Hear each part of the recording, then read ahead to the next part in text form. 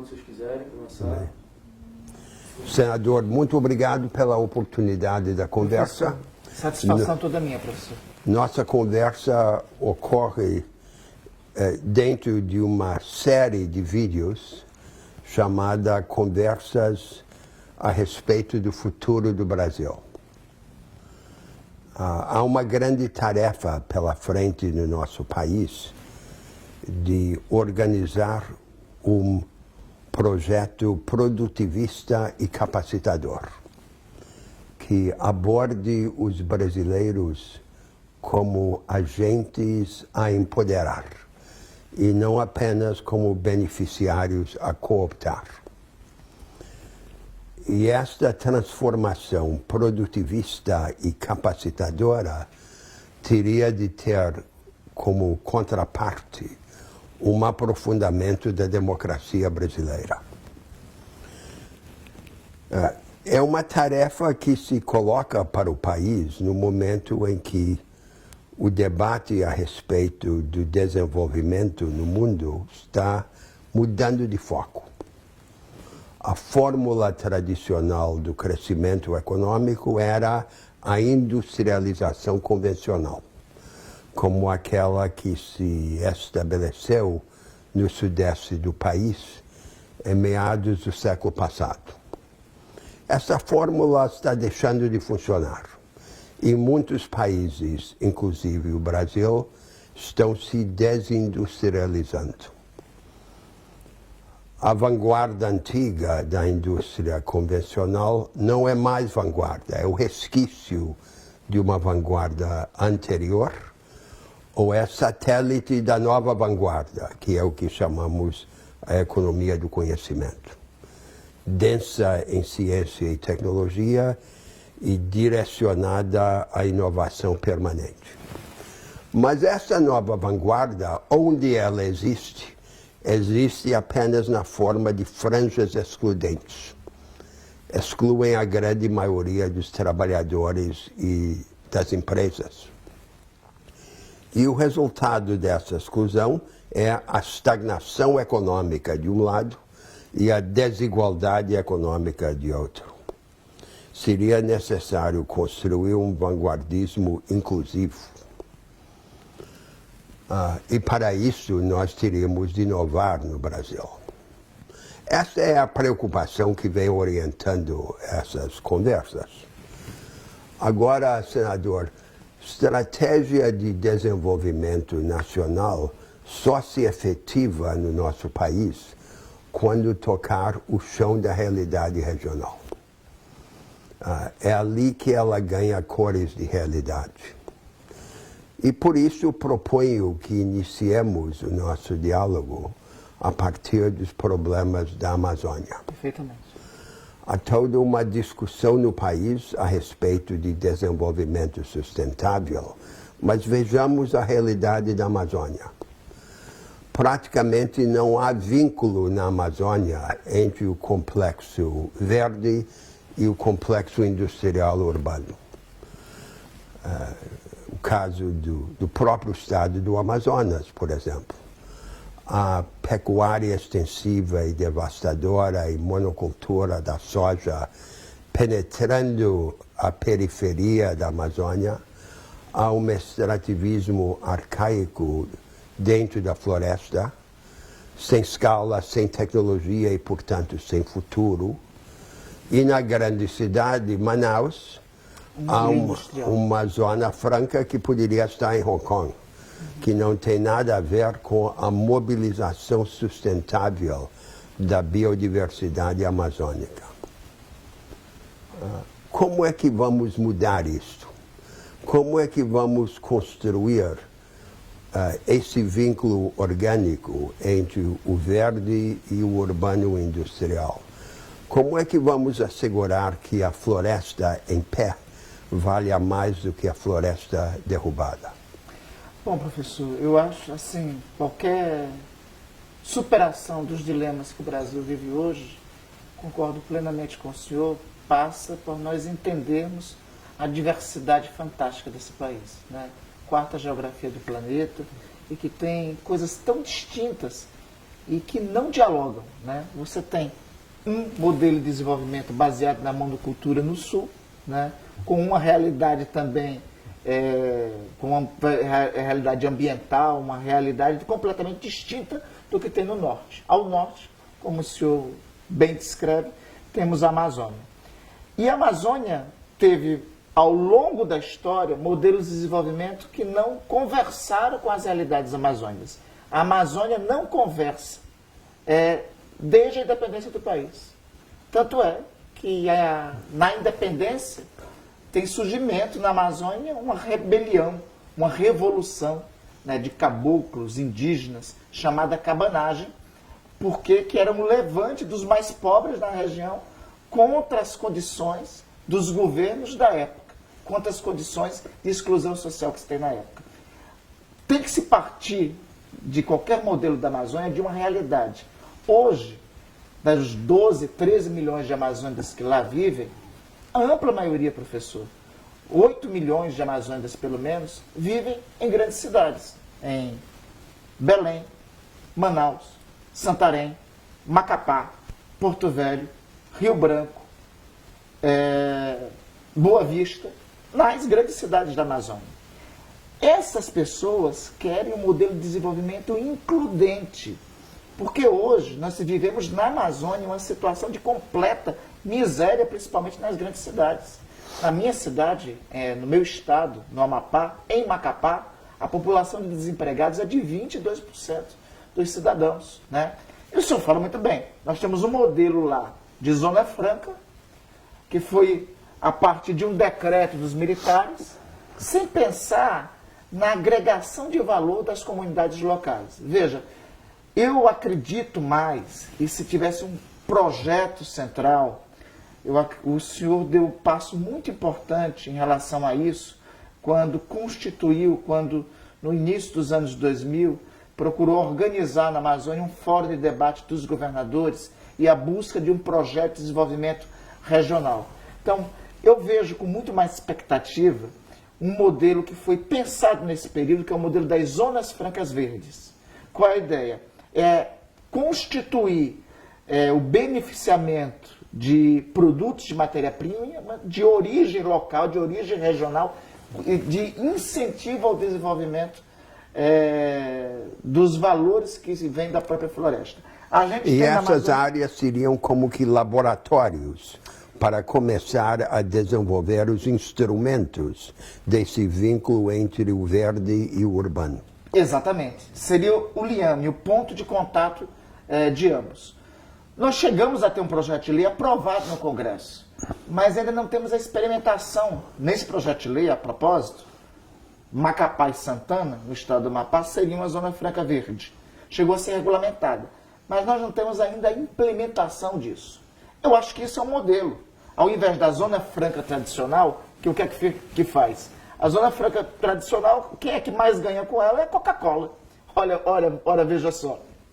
A Coca-Cola beneficia seu xarope lá em Manaus, com isenção completa de impostos, e é mais agradável para eles estabelecer lá um parque industrial de beneficiamento lá, mas não tem relação nenhuma de agregação de valor Sim. com as comunidades da Amazônia. Quer dizer, a base, a premissa de tudo é a regularização fundiária e zoneamento econômico e ecológico. Zoneamento econômico e ecológico, regularização fundiária e constituição de um modelo industrial Sim. lá baseado nas produções locais. Sim, né? Porque a partir desta base, a partir da superação do caos fundiário, começar a construir os grandes instrumentos. Primeiro, tecnologia, a começar pela própria tecnologia florestal.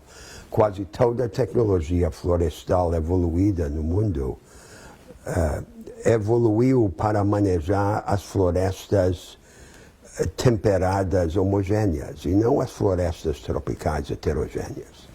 O elemento técnico, os serviços ambientais, disponibilizar numa área vastíssima com a presença dos técnicos, os vínculos econômicos intermediários, as etapas de agregação de valor e comercialização, e os regimes institucionais e jurídicos para que possamos organizar a gestão comunitária das florestas e não depender apenas da concessão de grandes áreas para grandes empresas. É uma tarefa enorme que daria conteúdo a essa palavra de ordem do desenvolvimento sustentável e que encarnaria para o país um exemplo desse projeto produtivista e capacitador que nós queremos. E a ideia é que na Amazônia o Brasil tem uma segunda chance, tem uma chance de se reinventar. Veja, qual um dos grandes dilemas que nós temos na Amazônia? Eu vou mais uma vez me reportar a um exemplo que o senhor conhece muito bem, que é o do meu estado do Amapá. Nós temos lá uma grande extensão de terra nas mãos de uma empresa somente, né? De uma multinacional chamada Ancel, que tem um grupo japonês que a controla. Esta multinacional controla quase um terço do cerrado amapaense, que é produtivo, que podia ser espaço para a expansão de várias produções. E nós temos um outro problema, que o senhor também conhece muito bem, que é o da regularização fundiária. Sim. Um problema que nós divagamos sobre ele há pelo menos uma década. Desde o senhor anteriormente deu uma grande contribuição ainda no governo Lula, quando o governo do presidente Lula fez um decreto, assinou no decreto da concessão das terras para o Amapá. Só que de lá para cá, a regularização disso não aconteceu. Hoje, o início da expansão de atividades do agronegócio se encontra diante dos limites fundiários de problemas que o próprio agronegócio tem encontrado com a legislação e, por outro lado, por um esquema de corrupção e de grilagem de terras que ocorre no Amapá. Isso ocorre exatamente por conta da não resolução do problema fundiário. Aliás, o problema fundiário é um dos problemas centrais para nós conseguirmos deflagrar um modelo de desenvolvimento sustentável de fato na Amazônia. Porque, veja, nós temos para a Amazônia dois tipos de diálogos, dois tipos de concepções, melhor dizendo, que não dialogam. De um lado, tem o ambientalismo extremado de padrões europeus, vamos tratar assim. Sim. Que acha que quer transformar a Amazônia numa grande redoma, numa grande parque florestal. Pós-ideológico, pós-estrutural. Isso. É como se a natureza fosse um grande parque em que nós pudéssemos nos refugiar para buscar consolo contra as desilusões da história. Nós não queremos isto. Nós queremos um ambientalismo que seja para as pessoas e não apenas para as árvores. Exatamente. E no Brasil temos uma chance singular de construir esse exemplo para o mundo. E aí, do outro lado, você tem o predetarismo tosco, né? O modelo de expansão de negócios sem nenhum respeito nem às comunidades locais, nem à floresta, de concentração de renda. O velho latifundiarismo que deu origem à nossa formação social e criou esse extrato de desigualdade que nós temos. O que nós chamamos, de fato, de desenvolvimento sustentável tem que ser na acepção da palavra sustentável. Mas é algo novo. Algo novo. É algo que não existe no mundo e nós teremos de nos libertar do colonialismo mental e nos acostumar à ideia perturbadora da grandeza, de andar na frente e não apenas importar o modelo, porque não há no mundo um modelo exitoso desse desenvolvimento sustentável que pretendemos. Exatamente. O desenvolvimento sustentável é uma fronteira a ser rompida. E aí, me parece, professor, que o conceito é muito mal utilizado. Porque, veja, qual é o surgimento do conceito de sustentabilidade? É a equacionar desenvolvimento humano com preservação ambiental. Um não subsiste com o outro. Pelo menos assim. É isso que aprendemos na economia do conceito de desenvolvimento sustentável. É utilizado, me parece, muito inadequadamente o conceito, porque é utilizado, reivindicado pelos setores ambientalistas como se fosse a intocabilidade de floresta, a intocabilidade dos recursos naturais, que é algo que não existe. Nenhuma nação se desenvolveu sem falar na mobilização da biodiversidade para outras fronteiras, como a dos medicamentos, dos produtos farmacêuticos. Nós não temos nem a base científica para isso, quanto mais os elos tecnológicos e econômicos necessários. Essa é uma tarefa capaz de entusiasmar o país, a juventude brasileira, e de ver a Amazônia como vanguarda do Brasil, como um lugar onde podemos começar a reconstruir o país. E isso nos leva, senador, ao segundo grande tema da nossa conversa, que é a reorientação do projeto nacional. Nós, no último período histórico no Brasil, tivemos, de um lado, uma espécie de nacional consumismo. A economia brasileira evoluiu, a produção e exportação de commodities passou a ser o foco e subsidiou o consumo urbano, dependendo inteiramente dos ciclos nos preços desses produtos naturais, agrícolas e pecuários pouco transformados. E quando as commodities caíram, desastre, ruína. E, de outro lado, um financismo fiscalista que cultiva a ilusão de que apenas buscando a confiança financeira vamos ter uma enxurrada de dinheiro que vai nos levar para frente. Nunca deu certo isso em qualquer lugar do mundo. Nenhum país no mundo, desde o século XVIII, a começar pela Inglaterra e os Estados Unidos, se desenvolveram assim. Nós precisamos associar qualificação produtiva à democratização de oportunidades e de capacitações. E, portanto, precisamos de um novo projeto no país. Como é que o senhor vê hoje a construção política e programática dessa empreitada? Olha, como o senhor muito bem definiu, nós vivemos o fim de um ciclo, né, de um ciclo que obviamente teve efusão, teve um período de crescimento baseado principalmente nesse boom das commodities internacionais, mas quando as commodities produzidas aqui no Brasil caem, desabaram. Todo esse modelo que era sustentado somente nisso, desaba, né? E o novo ciclo que se inicia surge da antonímia a isto, né? Da rejeição a isso. Porque há uma crise profunda, aí se constrói no brasileiro médio uma rejeição ao politicamente correto, uma rejeição, uma reação ao aumento da criminalidade. Aí nós temos no Brasil dois tipos de criminalidade, tem a criminalidade do crime organizado e tem a criminalidade comum, né? Só que a criminalidade comum, que é a criminalidade do dia a dia, é aquela que chega ao cidadão. Essa criminalidade do dia a dia, o cidadão médio, das camadas médias baixas, que é uma resposta imediata.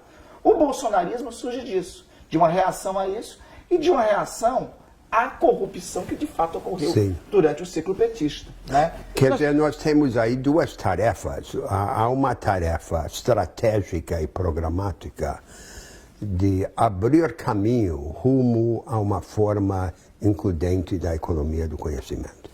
De baixo para cima, abrindo em favor da multidão de pequenas e médias empresas acesso aos instrumentos, crédito, tecnologia, prática avançada, conhecimento avançado. E de cima para baixo, aproveitando em parceria com o Estado o potencial dos setores mais propícios, o complexo industrial da defesa, o complexo industrial da saúde, o complexo industrial agropecuário, porque a agricultura científica ou de precisão combinada com a industrialização rural também é um caminho de qualificação produtiva, e o complexo industrial energético.